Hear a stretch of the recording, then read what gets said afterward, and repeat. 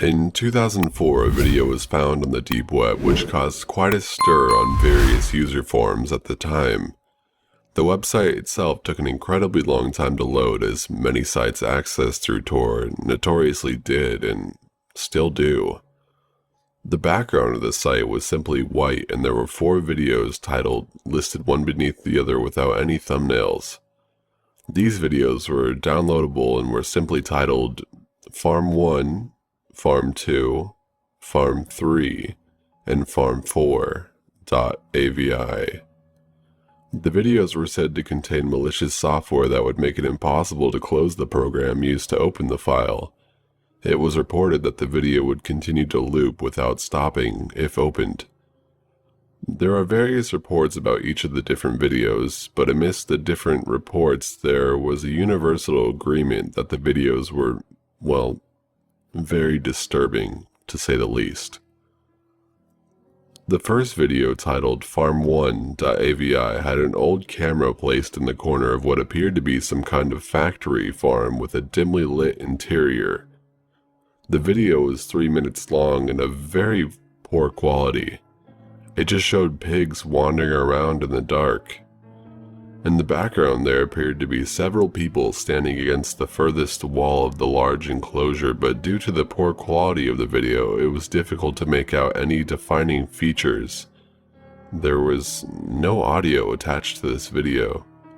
In Farm2.avi, a South African flag is visibly hung from one of the walls. The quality was marginally better this time, with some limited audio that consisted of a loud humming sound.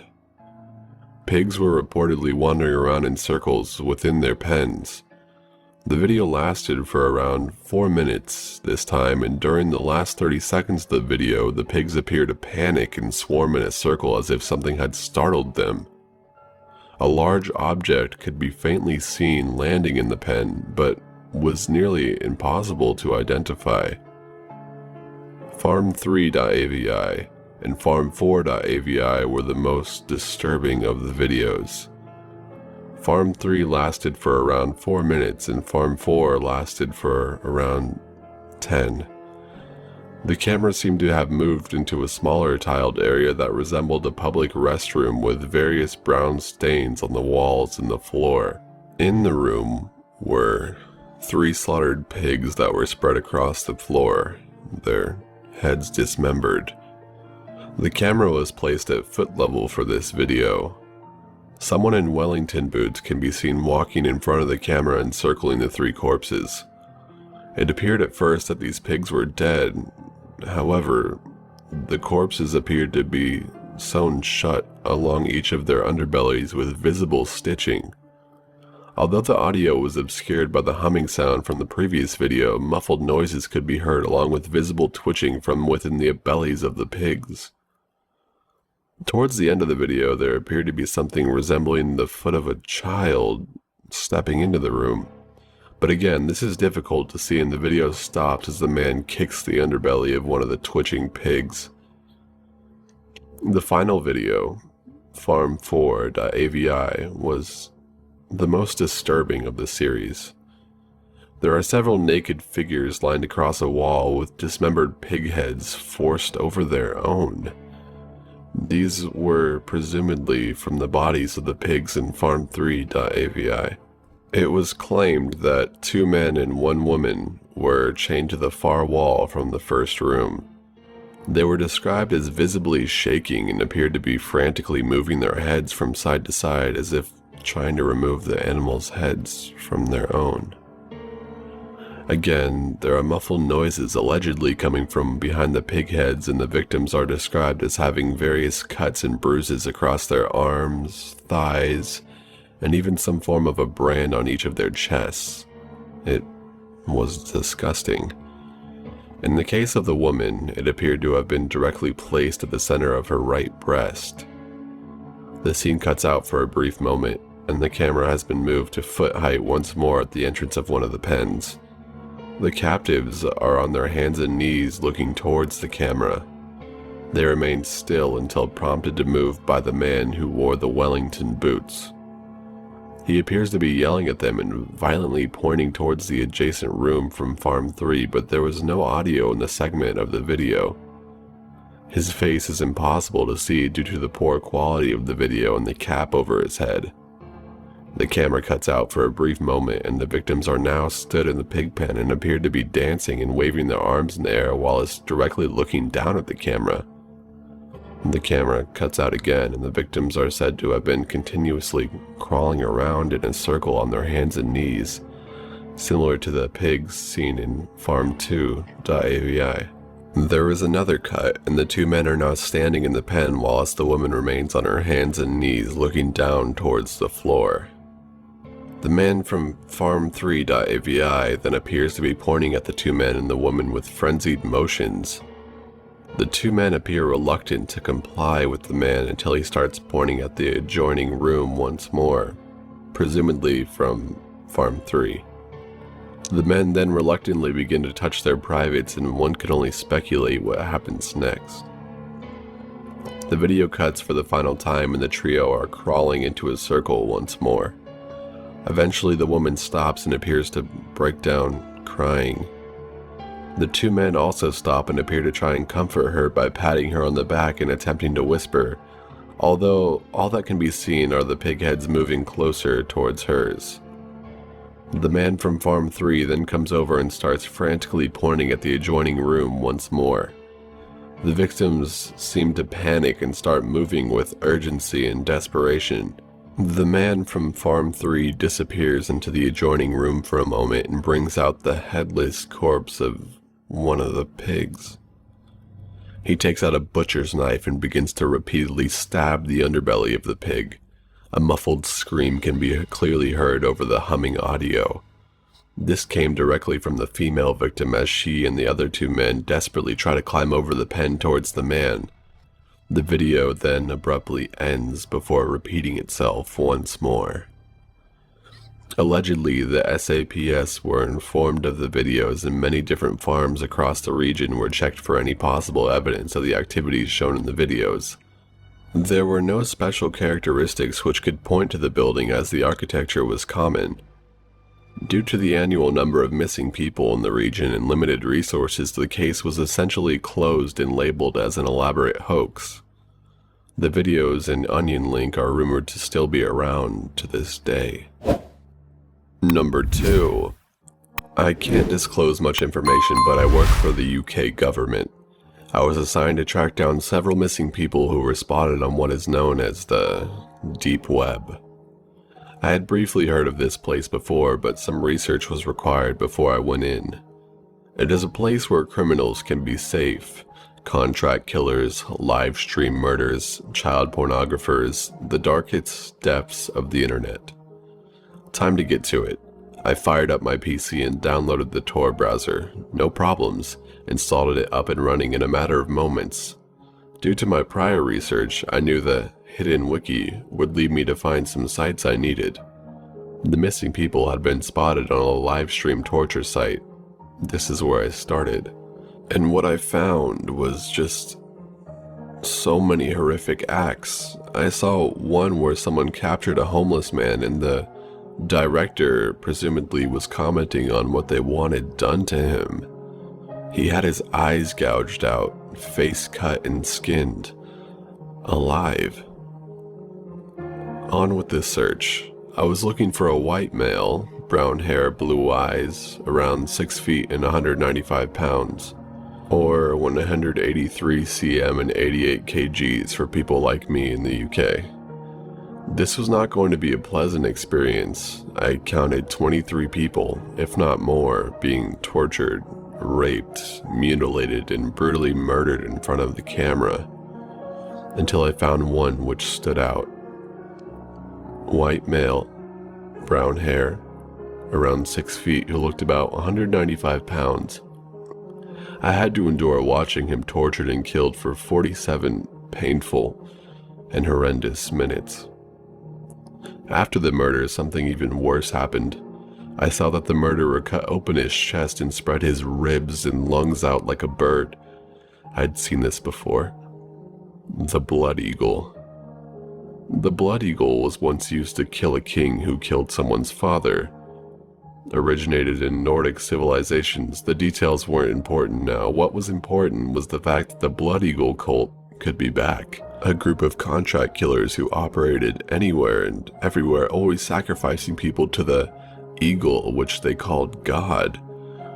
Someone has to put a stop to this. I didn't have the resources. I didn't have the training to take down a criminal organization by myself. I didn't even have any solid evidence to take to my superiors. No proof of the blood eagles even existing. Just one sick and twisted video I found on the internet.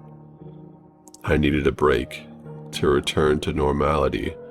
I closed down the browser after exiting the site. Something was very wrong. My desktop background.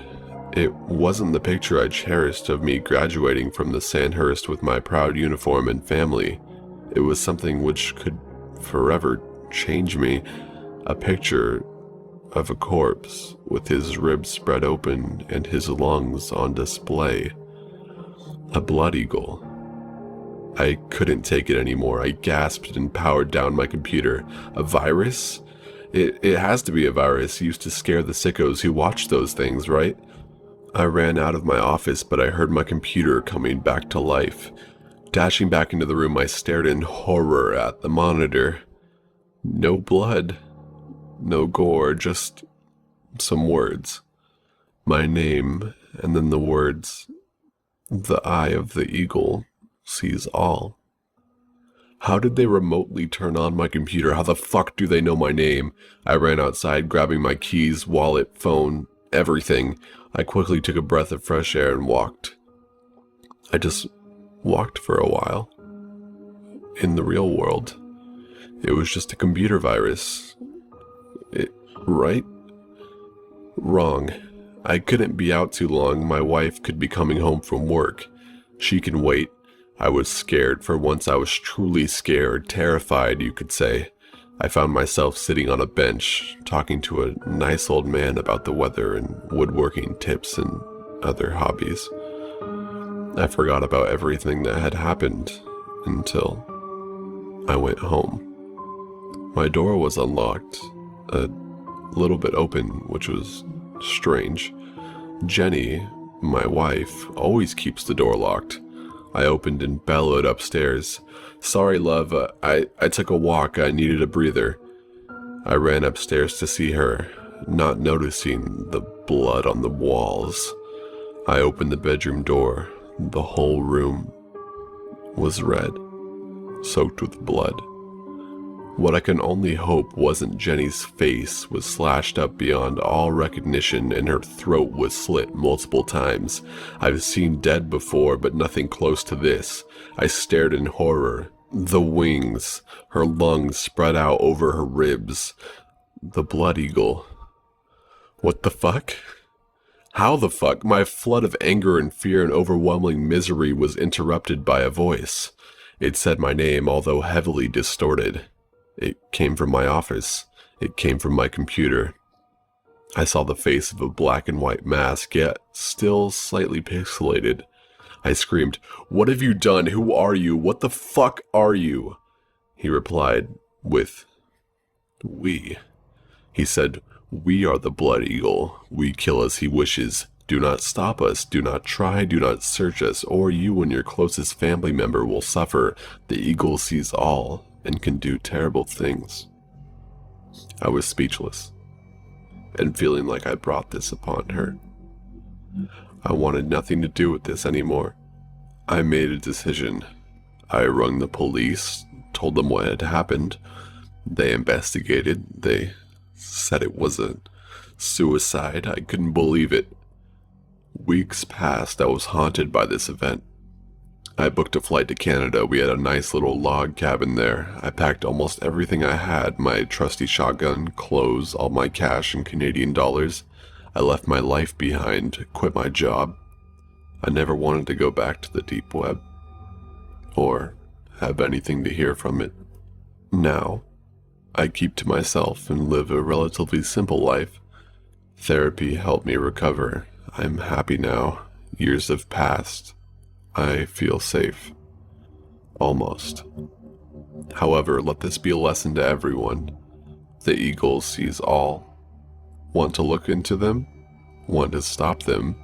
Fine by me, I'm not paying for your funeral or the guy reassembling your mangled corpse. Number 3. I had been struggling with depression for the majority of my life, keeping it to myself for the most part. I loved the peacefulness of isolation, although my parents never seemed to understand it, wanting me to go outside more and talk to people. If, however, they did, then they just didn't approve of my antisocial tendencies, even though I wasn't suicidal. You see, there is a big difference between being depressed and feeling nothing, as depression is extremely hard to ignore and it just chips away at you over time, whereas a lack of feeling makes life just fade past, mixing your memories into a blur. One day, I just had to feel something, so I started going on the deep web, looking up the most fucked up things I could find. Whenever I read stories about the deep web, the victim was always fucked over by some random crafty psycho finding out where they live, but that wasn't the case for me. That wasn't what screwed me over. The only reason I even started going on the deep web was to try and feel something, even if that something was shock, disgust, horror, or anything like that. I just wanted a fresh memory of what it was like to feel something. I did some really shady shit online, so I made sure to use a VPN at all times. However, it wasn't a computer issue that fucked me over. It was my stupid fucking brain zoning out, unable to hear my father closing the front door as he came in. He usually just sits down at his desk when he gets home from work, but this time he barged into my room without knocking to hand me a letter from the bank, a statement, but that's not important. I was currently streaming a fucking snuff film live as he walked in and all he could do was just watch. He dropped the letter, marched over to my desk and unplugged my PC, snatching it and throwing it out the fucking window onto the stone slab patio in the back garden. He stared at me, half furious, half ashamed that his son had been watching shit like that. It was then that he put me in therapy, and at that point in my life I came to a crossroads. Should I just kill myself in order to avoid any more shame, or should I go and seek help? To be honest, in hindsight, I think I made the wrong decision, but it's the one that puts me here, writing this. Week 5 of therapy and my therapist can't fully understand me. Although he thinks he can help my emptiness, he prescribes me some antidepressants and tells me I should take up a hobby. Week 11, we've gone over more deeply rooted issues, but I have not told him about the live streams yet. Week 13, and I finally build up the courage to finally tell him. After all, there is such a thing as patient confidentiality, right? He is shocked at what I tell him and prescribes me some stronger meds, which are, to be honest, just fucking great. A little later, and I found out I could take them with some DPH for a really great time. Although, the hallucinations caused many more problems for me. Still, I was feeling something at least. At first it was a spider that I saw when taking DPH, then it became a couple. The more I abused the medicine, the worse the hallucinations were. I hadn't had this much fun in a very long time. I started seeing things walk around at the very edge of my vision, always in the blurred area. If I turned to look at it, it would either disappear or move around. Until one day, I turned to look at it and it just stayed there, as if it had just been playing a game and was now tired of the game. All it was the silhouette of a woman, rather tall and very, very skinny. I freak the fuck out. My mother rushes in and embraces me, unable to see what I see. I am still hallucinating and my mom thinks it is just the medication from my therapist. She has no idea that I am abusing DPH. I stay up for hours, my mother staying by my side the whole time, and I finally go to sleep after the drugs wore off. I sleep a lot easier, realizing it was merely a hallucination. Skip ahead about a week or so, my mental health is spiraling and I have been abusing my medication a lot more than the week before. As I am going to sleep, I hear whispers and look up. It's that silhouette again. My heart rate skyrockets, but I quickly remember that she's just a hallucination, nothing more. I try to play the game with her, but she just doesn't move out of sight. I try to go to sleep, still soaking wet from the cold sweat I broke into when I first woke up, and I see the silhouette wander out of my door across the hall to my parents' room. I go back to sleep, ignoring the muffled screams that I usually hear when on DPH, but then at about 5:36 a.m., I wake up trembling, gasping for air, and remembering something that sunk my heart into my stomach. I haven't been able to get my filthy addict hands on DPH for a few days now. I panic, scrambling for the light, and see the door of my parents' room is wide open, unusual as they usually both get up for work at around this time. I rush to look in and make sure everything is alright. Just my hyperactive imagination in the panic state I was in. Nothing could have prepared me for the horrors which are still fresh in my thoughts. My mother's head and torso were hanging by a noose from the pull-up bar in their room, and my father was lying on the blood-soaked bed, decapitated with an extremely bloated and full stomach, probably burst internally. I vomit, and I fall to my knees, trembling and sobbing, just imagining or more knowing what was in my father's stomach. I turn around to look into the hallway to scream for help, and I see her walking away. I scream at the silhouette, but she ignores me, continuing her calm, slumped walk down the corridor to the right. All that was left was me, my parents, and the 4 law officers running through the door. My fingerprints had been found on one of my mother's larger kitchen knives found at the end of the corridor. A combination of my inability to recollect killing them and my previous history of mental health issues, I was declared criminally insane, and instead of being put to a maximum security prison, I was sent to a mental health institute and put under close watch. After a while, they let me stay in a slightly more homely cell, and I wasn't forced to wear a straitjacket once they started giving me sedatives. I am now hiding up on the roof, just waiting for the guards to burst through the door and use their fucking drugs to make me a husk again. I shanked a guard in order to get up here, and I'm writing this in my leather journal that my psychiatrist had given me to vent even outside appointment hours. I now am given a choice: to step up on the ledge and avoid a lifetime of an even deeper abyss of a shell which would be my consciousness, or to accept it and just hope that one day I would have closure.